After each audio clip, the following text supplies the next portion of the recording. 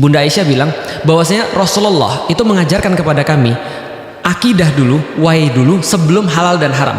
Yang gue sering lihat terjadi di Indonesia, karena orang segila agama itu mungkin bilangnya mabuk agama. Benar, mabuk agama. Itu bisa membodohkan orang. Banget.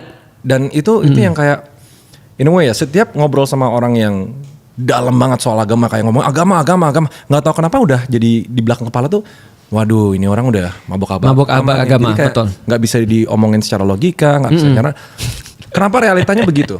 Ya, ini berbicara realita, ini yang menjadi self introspection pada setiap muslim yang ada di Indonesia dan ada di dunia. Tapi ya karena kita orang Indonesia, kita ngomong di Indonesia. Jadi gini, problematikanya adalah agama di Indonesia itu tidak pernah dimulai diajari dengan why, tapi dengan what and how.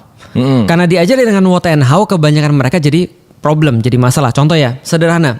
Kenapa kita bilang misalnya ada orang beragama dia semakin misalnya sulit untuk diajak untuk rasional, untuk diajak untuk ngobrol secara logika.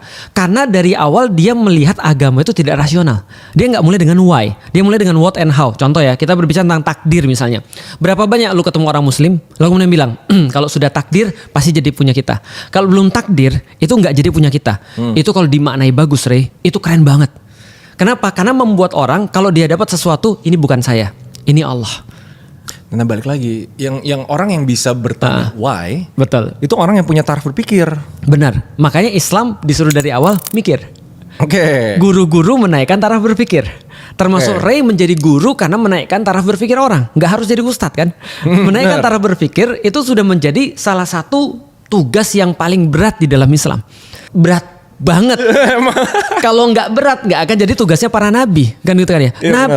Aisyah bilang begini, Bunda Aisyah bilang bahwasanya Rasulullah itu mengajarkan kepada kami akidah dulu, why dulu sebelum halal dan haram.